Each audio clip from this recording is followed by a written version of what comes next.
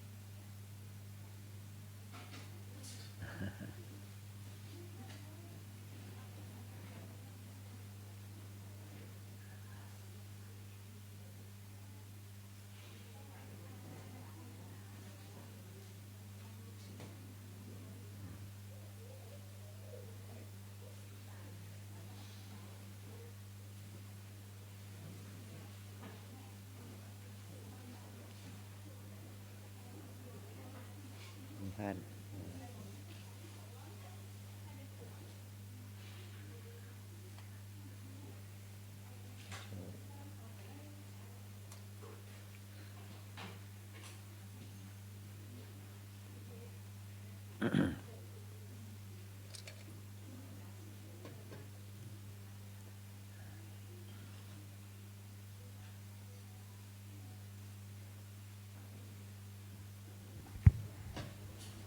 พื้นที่ตั้งในวิหารเจ้ายังพอมีที่ว่างเหลือนักนะครับเนะเจิญศรัทธาตั้งนอกเข้ามาตั้งในก็ได้นะครับเนาะจะได้ร่วมกิจกรรมกันใกล้ๆจะได้ไหว้พระอาราธนาสมาทานศีลแล้วก็ฟังธรรมฟังเทศต่อหน้าพระสงฆ์องค์เจ้าใกล้ๆนี่นะครับเนาะได้ไหว้พระพร้อมๆกันนะครับหลวงพ่อพัสรินท่านรอเวลาให้สักครู่นะครับนะตอนนี้กำลังจัดเตรียมของกินของทานด้านหน้าเมื่อเรียบร้อยแล้วก็จะเข้าสู่พิธีกรรมพิธีการนะครับ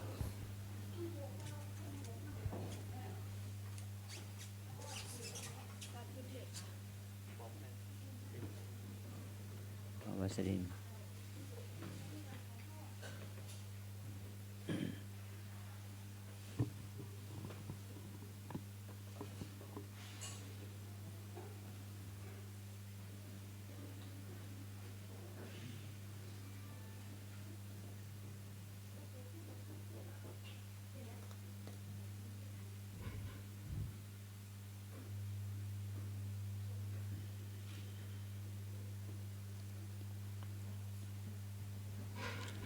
วันนี้อาจารย์จะไป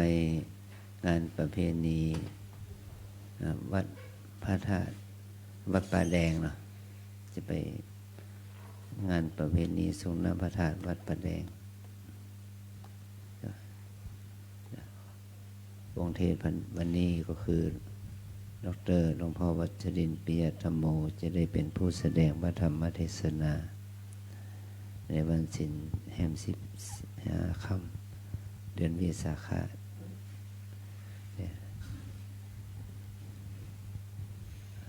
มาถึงพร้อมแล้วองค์เทศนะครับเนาะไวยสากะวัฒนาขึ้นสู่ธรรมาสน์แก้วเวลานี้เลยนะครับเดี๋ยวเจ้าคุณอาจารย์จะได้เดินทางไปต่อในช่วงเวลานี้เจิญศรัทธาสาธุชนภายในนี้กราบเจ้าคุณอาจารย์ในเบื้องต้นกันนะครับนะเดี๋ยวท่านจะไปแล้วนะครับนะครับสาธุกราบพร้อมกันนะครับ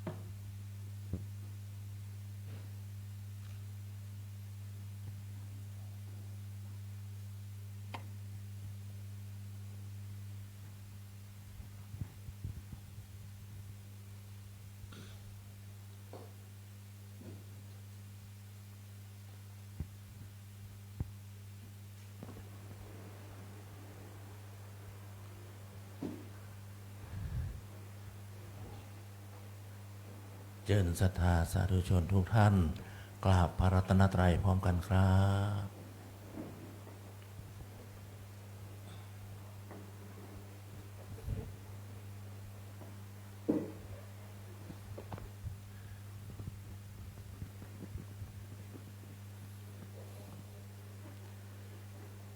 อิมินาสการเรนะพุทธังอภิปูชยามะอิมินาสการเรนะธัมมังอภิปูชยามะอิมินาสการเรนะสังฆังอภิปูชยามะอะระหังสัมมาสัมพุทโธภะคะวาพุทธังภะคะวันตังอภิวาเทมิสวากขาโตภะคะวะตาธัมโมธัมมังนามัสสามิสุปฏิปันโนภะคะวะโตสาวกสังโฆสังฆังนามามิอาราธนาศีลพร้อมกันนะครับนะทั้ง5ทั้ง8นะครับมายังพันเตวิสุงวิสุงรักขณทายะติสรเนนะสห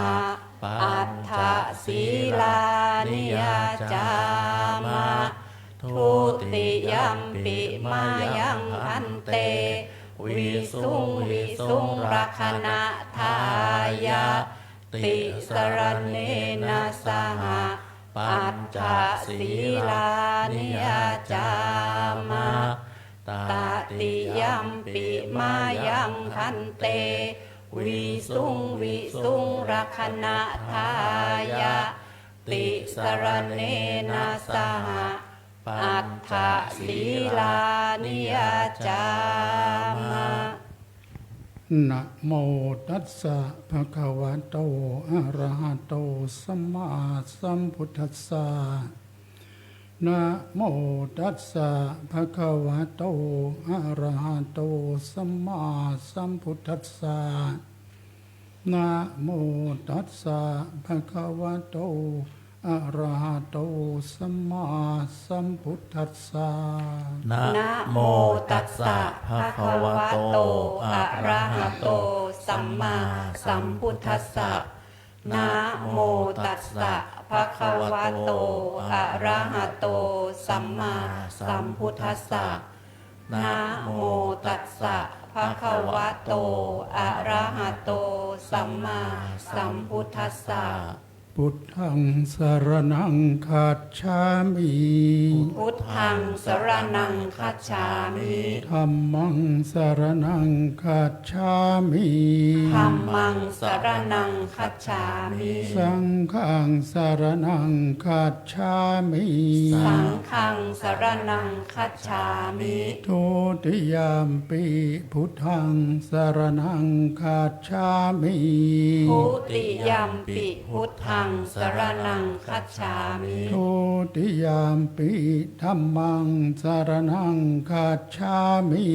ทุติยามปิธัมมังสรณังคัจฉามิทุติยามปิสังฆังสรณังคัจฉามิทุติยามปิสังฆังสรณังคัจฉามิตติยามปิพุทธังสรณังคัจฉามิตติยามปิพุทธังสรณังคัจฉามิตติยามปิธัมมังสรณังคัจฉามิตติยามปิธัมมังสรณังคัจฉามิตติยามปิสังฆังสรณังคัจฉา มิ ตติยัมปิสังฆังสรณังคัจฉามิ ติสรณะขมนังนิธิตัง อามะพันเต ปานาติปาตาเวรมณีสิกขาปะทังสมาธิยามิ ปา ปานาติปาตา เวระมณีสิกขาปะทังสัมมาทิยามิ อาทินนาทานาเวรมณีสิกขาปะทังสมาธิยามิ อาทินนาทานา เวระมณีสิกขาปะทังสัมมาทิยามิ ศีล8นับก่อน อาพรามจริยาเวรมณีสิกขาปะทังสมาธิยามิ อะพรัมมจริยา เวระมณีสิกขาปะทังสัมมาทิยามิ กาเมสุมิชาจราเวรมณีสิกขาปะทังสมาธิยามิ กาเมสุมิชฌาจารา เวระมณีสิกขาปะทังสมาธิยามิ มุสาวาทาเวรมณีสิกขาปะทังสมาธิยามิ มุ มุ สา สาว าว า ทา ทา เวระมณีสิกขาปะทังสัมมาทิยามิ สุราเมรยามัจจปมาทัฏฐานาเวรมณีสิกขาปะทังสมาธิยามิ สุ สุราเมรยะมัชฌะปมาทัฏฐานา เวระมณีสิกขาปะทังสัมมาทิยามิ ศีลห้าวิรัตเพียงแค่นี้ วิกาลโภชนาเวรมณีสิกขาปะทังสมาธิยามิ วิการะโภชนา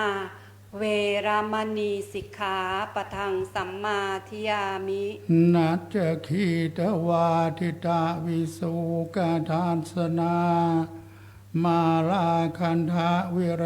ปนะธารณะมันดนาวิภูสนัทธานาเวรมณีสิกขาปะทังสมาธิยามิ นัจจะคีตะวาทิตะวิสูกะทัสนะ มาลาคันทะวิเรปนะธารณะมันดนะวิภูสนัทธานา เวระมณีสิกขาปะทังสัมมาทิยามิ อุจจาสยนะมหาสยนาเวรมณีสิกขาปะทังสมาธิยามิ อุจจาสยนะมหาสยนา เวระมณีสิกขาปะทังสัมมาทิยามิ อิมานิอัฏฐสิกขาปะทานิสมาธิยามิ อิมานิอัฏฐสิกขาปทานิสัมมาทิยามิ อิมานิอัฏฐสิกขาปทานิสัมมาทิยามิ อิมานิอัฏฐสิกขาปทานิสัมมาทิยามิ อิมานิอัฏฐจะปัญจสิกขาปะทานิสมาธิยามิสีเลนะสุขติงยันติ สาธุ สีเลนะโภคสัมปันธา สาธุ สีเลนะเนปุติงยันติตัสสมาสิลังเวโสนทะเย อามะพันเต พลัมมาจะโลกาธิปติสหัมปติกัดอัญชลี อันทิวรังอายาจทาสันติทะสัตตาปรชักขะชาติกา เทเสตุธรรมังอนุกัมปิมังปะชังอาราธนังกะโลมา นะโมตัสสะภะคะวะโตอะระหะโตสัมมาสัมพุทธัสสะนะโมตัสสะภะคะวะโตอะระหะโตสัมมาสัมพุทธัสสะนะโมตัสสะภะคะวะโตอะระหะโตสัมมาสัมพุทธัสสะหันทธานิภิกขเวอามันตยามิโววยธรรมาสังขาราอัปมาเทนะสัมปาเทธาติติ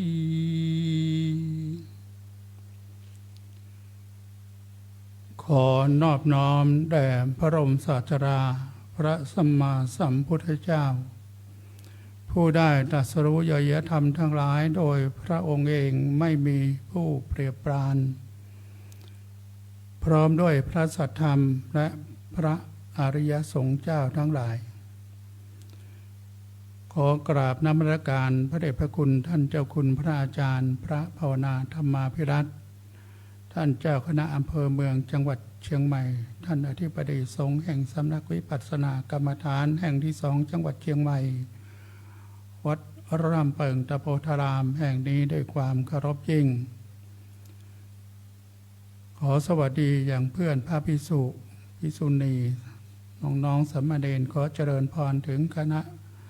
แม่ชีโยคีนักศีลนักบุญที่ได้มาร่วมฟังเทศน์ฟังธรรมในวันศีลวันพระวันธรรมสวนะการได้ฟังธรรมตามการย่อมเป็นอุดมมงคลอันยิ่งตามที่อาตมาภาพได้ขึ้นธรรมบทไว้ว่าหันทธานิภิกขเวอามันตยามิโวแปลว่าดูก่อนภิกษุทั้งหลายบัดนี้เราขอเตือนท่านทั้งหลายว่าวยธรรมาสังขาราสังขารทั้งหลายมีความเสื่อมไปเป็นธรรมดาอาปมาเทนะสัมปาเทธาท่านทั้งหลายจงทำความไม่ประมาทให้ถึงพร้อมเถิดนี่คือเป็นพระวาจาที่ดำรัสเป็นครั้งสุดท้ายก่อนที่พระบรมศาสดาพระสัมมาสัมพุทธเจ้าจะได้ดับขันธ์ปรินิพพานจากโลกนี้ไปเป็นคำเตือนก็ได้เป็นคำสั่งเสียครั้งสุดท้ายก็ได้ถือว่าคำสั่งสอนครั้งสุดท้ายก็คือความไม่ประมาทให้ถึงพร้อมเพราะฉะนั้นคณะศรัทธาญาติโยมท่านที่ได้มาร่วมทำบุญใส่บาตรได้มาฟังเทศน์ฟังธรรมแม้ฝนจะตกฟ้าจะร้องท่านก็ไม่นิ่งดูดายยังขวนขวายมาร่วมทำบุญทำทานมารับศีลมาฟังเทศน์ฟังธรรมก็แสดงว่าท่านทั้งหลายไม่ประมาทในคุณงามความดีที่จะให้ถึงพร้อมในจิตใจของท่าน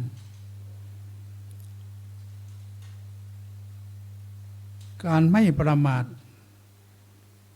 ในสังขารทั้งหลายก็เป็นเรื่องหนึ่งเพราะเราไม่รู้ว่าการเวลาที่มันผ่านไปทุกขณะ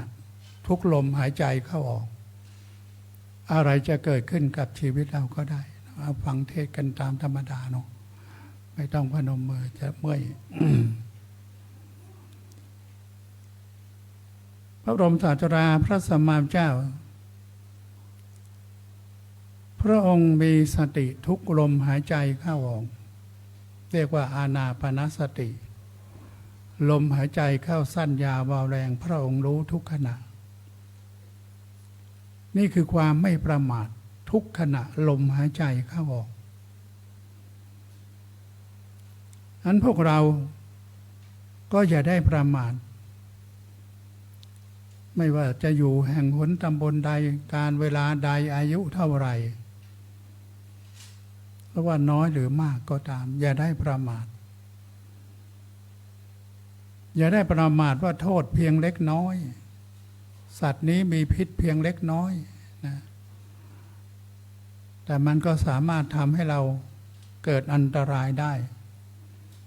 แม้งูจะตัวเล็กน้อยก็กัดคนตายได้ไม่ขีดก้านเดียวเราก็นึกว่าเอ้า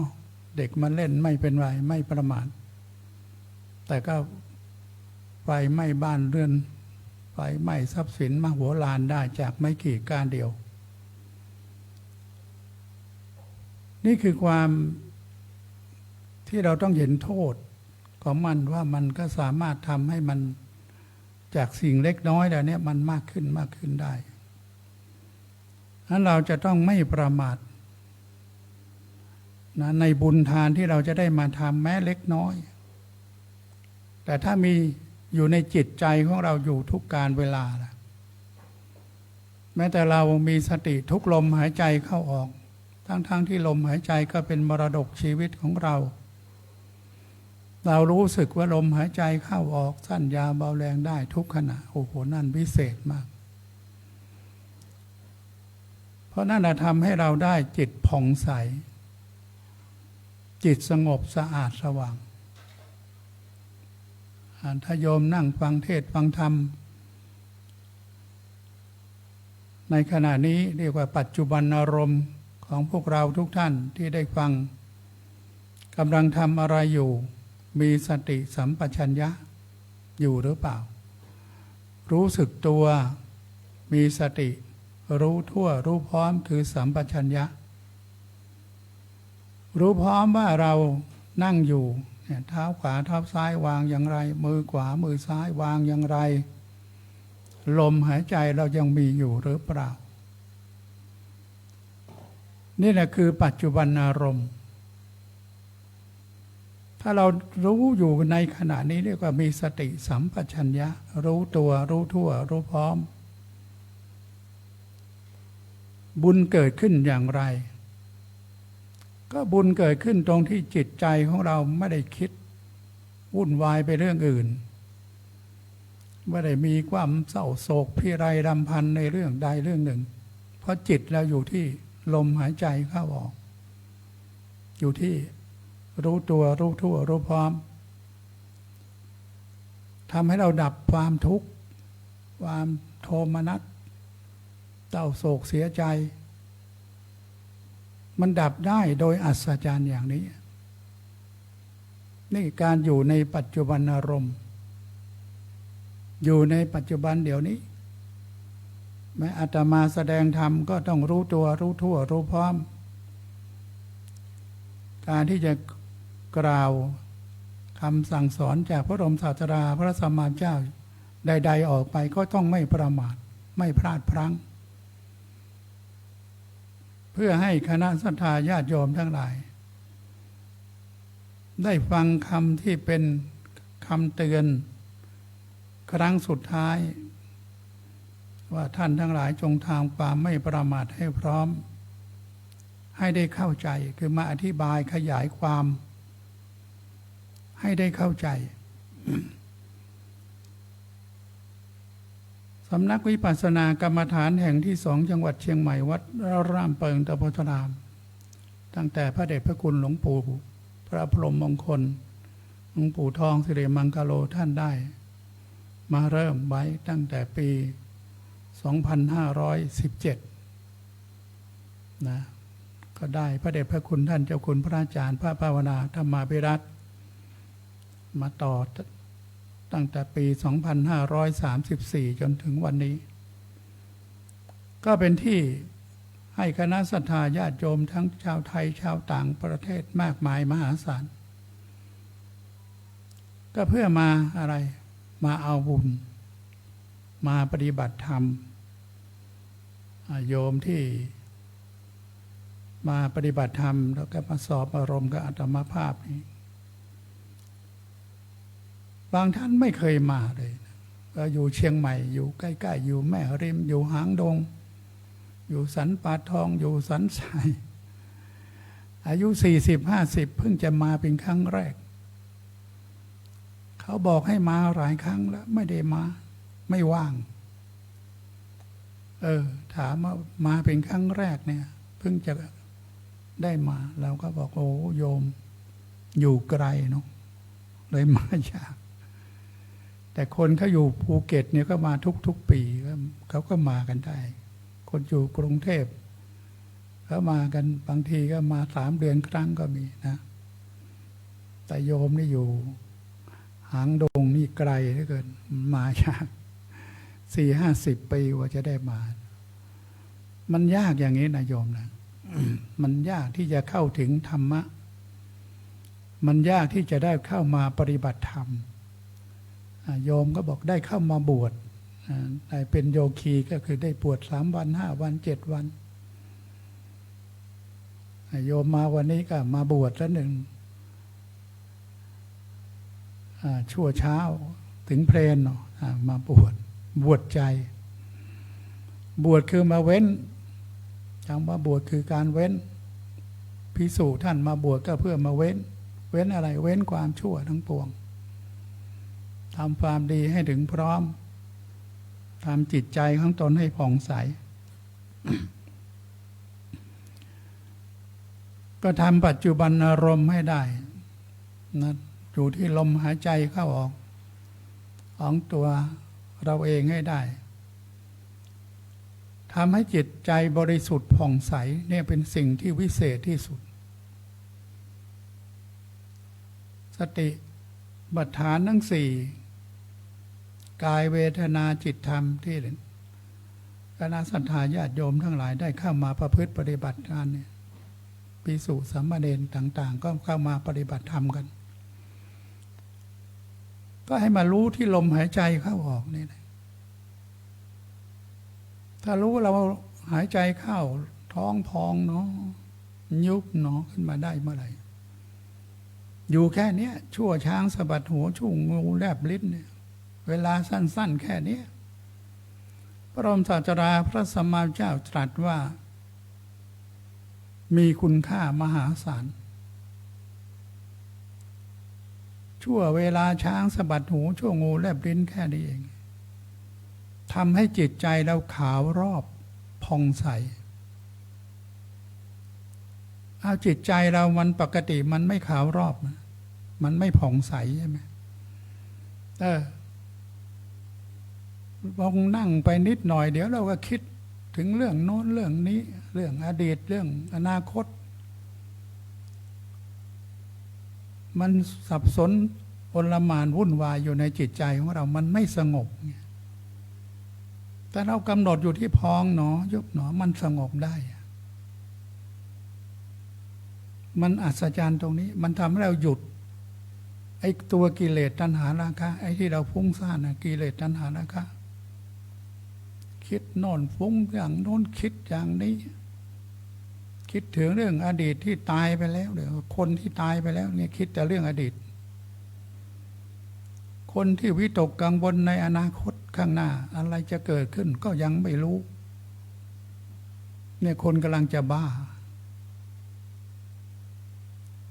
นั้นพระบรมศาสดาพระสัมมาสัมพุทธเจ้าให้เราอยู่ในปัจจุบันอารมณ์มีสติรู้ตัวรู้ทั่วรู้พร้อมในปัจจุบันอารมณ์เดี๋ยวนี้ขณะนี้รู้อยู่แค่นี้นะมันเป็นบุญมหาศาลมีสติสัมปชัญญะสัมปชัญญะเนี่ยมันก็จะได้รู้ว่าอะไรมีประโยชน์ไม่มีประโยชน์สัมปชัญญะมันทำให้รู้ว่าอะไรมันพอดีไม่พอดีอะไรเป็นสัพพยะหรือไม่สัพพยะสัมปชัญญะมันทำให้เราได้อารมณ์ที่เรามีอยู่ในปัจจุบันมันดีแล้วหรือยังมันผ่องใสหรือยัง เรารู้สึกตัวรู้ทั่วรู้พร้อมอยู่ในขณะนี้เพราะเราได้กำหนดแม้แต่การเดินเนี่ยนะขวาย่างหนอซ้ายย่างหนอกำหนดจิตไปที่เท้าเนี่ยถ้าเรารู้ว่าเท้าขวายกย่างเหยียบเมื่อไหร่จิตของเราอยู่ที่เท้ามันไม่ได้ฟุ้งไปที่ไหนแต่ขวาย่างหนอหนอนี่ลงพื้นพอดีมันบางคนก็ยกสูงไปบางคนก็ต่ำเกินไปแต่จริงๆเขาให้เสมอตาตุ่มก็พอแล้วนะยกเสมอตาตุ่มแค่นั้นนะทำไมต้องเดินช้าๆก็เพราะว่าให้เราได้มีสติเดินเร็วก็ได้เดินหนอเดินหนอเดินหนอก็ได้ให้รู้เรากำลังเดินอยู่เรากำลังนั่งอยู่ก็นั่งหนอนั่งหนอก็ได้นั่งก็รู้ว่าลมหายใจเข้าหายใจออกรู้อยู่ที่ลมหายใจเข้าออกก็รู้ปัจจุบันอารมณ์นี่แหละคือการมาปฏิบัติธรรมอยู่ในปัจจุบันอารมณ์มันรู้จุดตรงนี้มันทำให้อะไรระงับความเศร้าโศกพันลำไรพิไรลำพันเรื่องราวต่างๆมันหยุดความทุกข์กายทุกข์ใจมันก็หยุดถึงแม้จะเจ็บจะปวดจะเมื่อยก็กำหนดไปว่าปวดหนอเมื่อยหนอขยับหนอเปลี่ยนหนอได้นะพระบรมศาสดาพระธรรมเจ้าทรงอดพระกยาหารได้6 เดือนแล้วเป็นไงผอมสูบหนังติดกระดูกแล้วใกล้จะมรณภาพแล้วจะทนต่อไปได้ไหมไม่ได้ทำยังไงก็เปลี่ยนยังไงเลิกอดอาหารก็มาฉันอาหารเหมือนเดิมที่เขาอดกันไปเขาตายกันไปเยอะแยะพวกอดอาหารแล้วมันได้ประโยชน์ตรงไหนเพราะนั้นปัญญาเราเกิดขึ้นเนี่ยพุทธะเป็นผู้รู้ผู้ตื่นแล้วก็เบิกบานซะมั่งขืนอดต่อไปก็ตายจะได้สำเร็จโพธิญาณเป็นพระสัมมาสัมพุทธเจ้าได้หรือเปล่าก็ไม่ได้ก็ทรงมาฉันภัตตาหารเหมือนเดิมให้มีกำลังวังชาได้พิจารณาประพฤติทำต่อไปเพราะว่านี่ไม่ใช่ทางพ้นทุกข์มีแต่ความทุกข์มากขึ้นตัวเราเนี่ยเป็นผู้พิจารณาเองว่าอะไรเป็นหนทางไม่เป็นหนทางอะไรใช่หรือไม่ใช่อะไรมีประโยชน์หรือไม่ประโยชน์มีโทษหรือไม่มีโทษตัวปัญญาเป็นตัวพิจารณา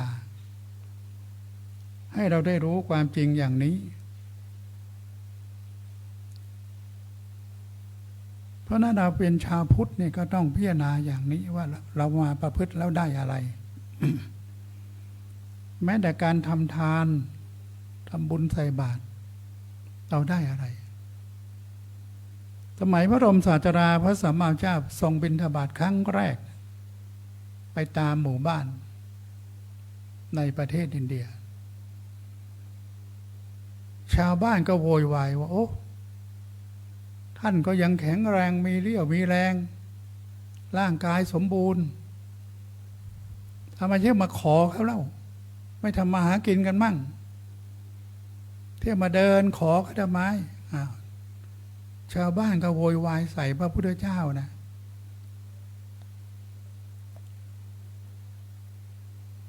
พระบรมศาสดาพระสัมมาสัมพุทธเจ้าก็ไม่ได้ตรัสว่าอะไรก็เพียงแต่บอกว่าการมาขอของพวกเราไม่ได้บังคับใครให้มาทำบุญใส่บาตรให้ถ้าใครพร้อมที่จะทำบุญใส่บาตรให้ก็มาทำเป็นการเสียสละ แต่ถ้าใครไม่พร้อมก็ไม่ต้องทำเราไม่ได้บังคับใครว่าต้องให้ทำบุญใส่บาตรเหมือนพระเนนที่อยู่ในวัดเนี่ยก็ไม่ได้บังคับคณะศรัทธาญาติโยมว่าต้องมานะต้องมาทำบุญวันนี้นะแม้ฝนตกฟ้าร้องก็ต้องมาไม่งั้นพระอดถ้าไม่ได้บังคับใครก็แล้วแต่โยมพร้อมหรือไม่พร้อมแสดงว่าโยมพร้อมที่จะมาเมื่อคืนฝนก็ตกมากนะแต่มาก็ไม่ได้นอนเพราะมันหลังคามันดังโอ้โหอันนึกว่าเช้านี่คงฝนตกหนักแต่มันก็ดีนะ7 โมงมันก็หยุดให้แล้วก็นี่แสดงว่าญาติโยมก็ได้มาทำบุญสมใจ ได้มาทำทานอามิสทานก็คือได้สละข้าวปลาอาหารเป็นทานเรียกว่าอามิสทานทานขั้นต้นถ้าขั้นกลางทำยังไงทานนู่นบริจาคร่างกายให้โรงพยาบาลก็มั่งนายโยมนะไปเผาแล้วมันก็ไม่มีประโยชน์คณะแพทย์เขาก็รับอยู่นะ บริจาคเอาร่างกายเรานี่ให้เป็นประโยชน์เนี่ยทำมาบริจาคไปปี40แล้วก็เรียกว่าทำขั้นกลางนะก็บอกหลวงตาสมานประภัสโล106 ปีขึ้น107 ปีแล้วนะบอกหลวงตาทำไมไม่บริจาคร่างกายโอ้ยเขาจะเอาทำไมรถตั้ง100 กว่าก็ไม่ลองไปดูเขาจะเอาหรือไม่เอามันต้องถามลูกหลานเขาดูก่อน ไปห่วงทำไมลูกหลานร่างกายของเรานะก็ของเราเองเนี่ยก็ให้เข้าไปไม่ต้องห่วงลูกหลานมันจะก็ไม่ต้องมาเสียเวลามาเผาให้มันเสียเวลานะมาตั้งศพสัก2 วันท่านเจ้าคุณท่านว่าอาตมาก็บอกผมเองก็ไม่อยากให้ตั้งศพไม่อยากให้เสียเวลาท่านเจ้าคุณก็บอกไม่ต้องมาสั่งท่านมีหน้าที่มรณาไปก่อนนะทำหน้าที่ให้ดีตอนมรณภาพ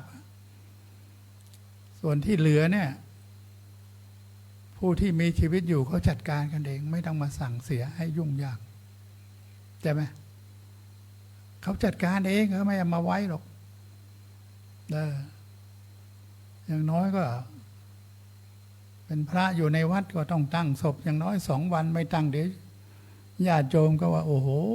หลวงพ่อมรณาทั้งทีไม่ตั้งศพไปเลย ให้โรงพยาบาลก็มารับไปเลยเหรออะไรเงี้ยเนาะบริจาคไว้ตั้งแต่18 ธันวาปี40 18 ธันวาปีนี้ก็จะได้ครบ28 ปียังไม่ได้ไปมีชวนพระที่เรียนป.เอกด้วยกันบอกหลวงพี่ไปบริจาคศพด้วยกันผมคิดแล้วผมไม่เอาดีกว่าอ้าวทำไมเพราะผมเห็นหลวงพ่อคูณเขาไปถูกแช่ไว้ตั้งปีหนึ่งโอ้โหมันไม่ไหวมันเป็นไงไปแช่ฟอร์มาลินตั้งปีหนึ่งผมว่ามันทรมานมากกว่าไปเผา ท่านยังคิดของท่านอย่างนั้นได้แล้วก็งงเหมือนกันเขาจะแช่กี่ปีก็เรื่องของเขาดิมันจะเป็นอะไรไปมันแค่ท่อนไม้ท่อนปืนแค่ดินน้ำลมไฟแล้วมนุษย์มันไม่มีจิตมันก็ไปเผาแล้วท่านไม่ร้อนยังไงเผามันครึ่งชั่วโมงก็เสร็จแล้วว่างั้นเองแต่แช่ตั้งปีไม่ไหวก็คิดได้ยังไงก็ไม่รู้เหมือนกันก็คิดว่าร่างกายยังเป็นของเรายังไม่ปล่อยไม่วางก็เราไม่หายใจ3 นาทีก็ไม่ใช่ของเราแล้วมันเป็นของใครก็ไม่รู้เขาไม่เก็บไว้นะเอามาทำพิธีกันเล็กน้อยก็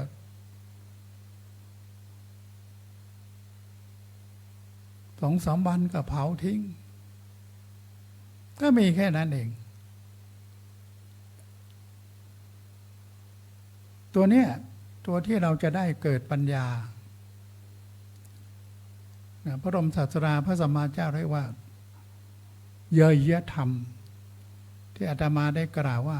พระบรมศาสดาพระสัมมาสัมพุทธเจ้าได้ตรัสรู้เยยธรรมทั้งหลายโดยพระองค์เอง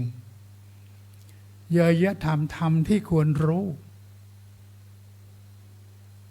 ธรรมะธรรมชาติที่เราต้องรู้ที่ควรจะรู้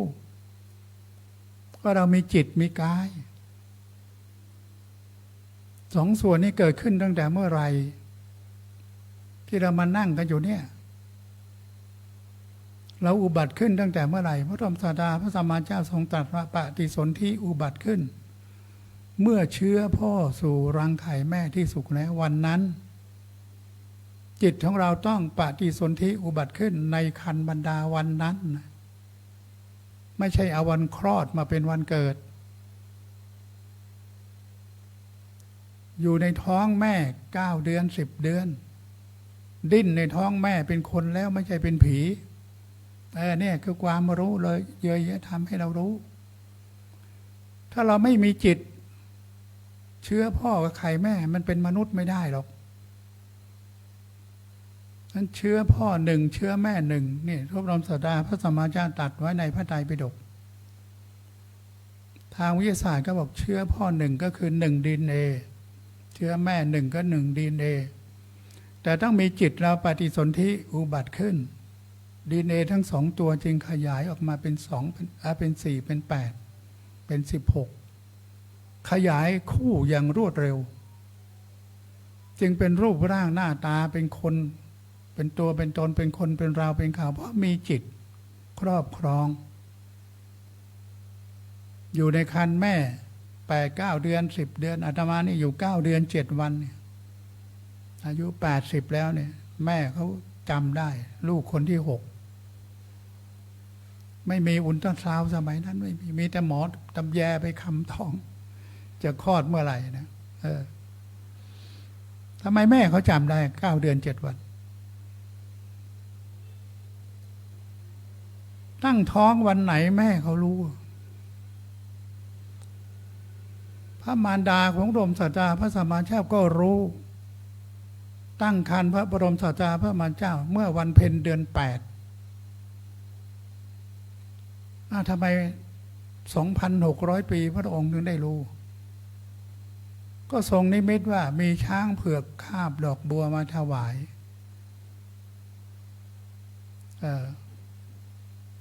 ก็ทรงรู้ว่าผู้มีบุญได้มาขออาศัยอยู่ด้วยก็รับดอกบัวเช้าก็ทรงเล่าให้พระเจ้าสุโธทนะได้ฟังว่ามีนิมิตอย่างนี้พระเจ้าสุโธทนะก็ตรัสว่าโอ้เธอได้คนมีบุญมาอาศัยอยู่ด้วยแล้วนี่ตั้งท้องแล้ววันนั้นวันเพ็ญเดือน8แล้วทรงสูติประสูติสูติการคือไหลออกจากครรภ์บรรดาสูติแปลว่าไหลออกจากครรภ์บรรดาเมื่อวันเพ็ญเดือน6วันวิสาขบูชาทรงตั้งครรภ์10 เดือนจะต้องไป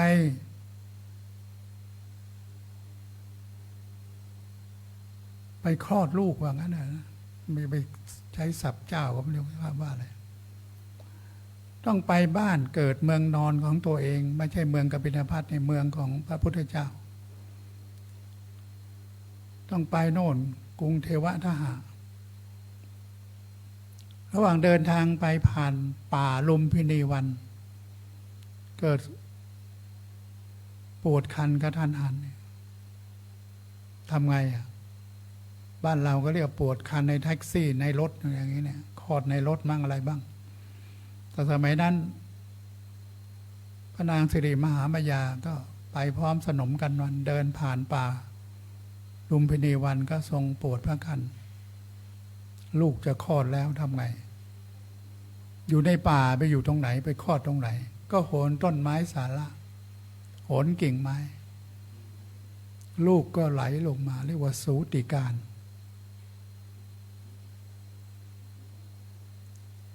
ที่บอกว่าทรงก้าวพระบาทได้7 ก้าวแล้วทรงประกาศว่าเราเป็นหนึ่งในโลก ตามประวัติศาสตร์พวกฝรั่งก็หัวเราะว่าโอ้คลอดมาแล้วเดินได้ยังไงแต่โยมเชื่อไหมว่ามีลูกของชาวบราซิลเมื่อ5 ปีที่แล้วมีคลิปวิดีโอเขาทำคลอดลงไปในอ่างสแตนเลสสายสะดือยังไม่ได้ตัดเป็นเด็กผู้หญิงเดินรอบอ่างสแตนเลสได้มีคลิปวิดีโอหมอทำคลอดก็เลยเอานิ้วให้จับแล้วเดินมากกว่า10 ก้าวเดินได้ยังไงเมื่อ5-6 ปีที่แล้วเนี่ยอาตมาดูมาหลายปีแล้วมันก็จึงให้เห็นว่าแม้ในสมัยพุทธกาลก็เดินได้ทำไมเด็กอยู่ในน้ำได้ก็เพราะว่าเด็กอยู่ในครรภ์แม่ก็อยู่ในน้ำคำนี่ธรรมที่ควรรู้ว่าเราเป็นมนุษย์ตั้งแต่เมื่อไหร่เพราะจิตเราดับจากร่างกายเก่าจิตของเราจึงมาสู่คันบรรดาเราได้นั้นคำว่าไม่ประมาทในที่นี้ก็หมายความว่าในปัจจุบันนี้ถ้าเราดับจิตเราก็ต้องไปหาร่างใหม่อีกเหมือนจากอดีตที่เรามาได้เป็นมนุษย์สมบัติที่สมบูรณ์ไม่บ้าใบ้บอดหนวกไม่พิกลพิการไม่ปัญญาอ่อนไม่เป็นโรคอย่างวันนี้ได้เพราะจิตเรามีสติสัมปชัญญะมาด้วยนะพุทธเจ้าบอกแล้วต่อไปนี้ล่ะเราพร้อมหรือยังมีสติที่จะดับจิตเวลาไหนทุกลมหายใจเข้าออกไอ้ที่คำว่าไม่ประมาทก็เพราะอย่างนี้แหละเราจะได้เป็นมนุษย์สมบัติที่สมบูรณ์อย่างวันนี้หรือไม่นี่คือตัวปัญหาไม่ว่าอาตมาหรือคณะศรัทธาญาติโยมพระเนรทั้งหลายเหมือนกันแม้แต่พระบรมศาสดาพระสัมมาสัมพุทธเจ้าก็ทรงระวังทุกลมหายใจเข้าออกอานาปานสติอาตมาบวช30 พรรษาเนี่ย30 ปี30 พรรษาปีนี้ถ้าไม่มีสติไปไหนก็ไปนรกได้สัตว์เดรัจฉานได้เปรตสุรกายได้ถ้าไม่มีสติมรณะนะนั้นอย่าประมาทตรงนี้นั้นพระบรมศาสดาจึงทรงเตือนว่าท่านทั้งหลายจงทำความไม่ประมาทให้พร้อมเถิดนะก็เพื่อให้เราได้ฝึกฝนอบรมจิตนะที่เรามาประพฤติวัดปฏิบัติธรรมสติปัฏฐาน 4ให้มีสติอยู่ที่กายการเดินยืนนั่งนอนให้มีสติลมหายใจเข้าออกให้มีสติอยู่ที่เวทนาคือความรู้สึกสุขหรือทุกข์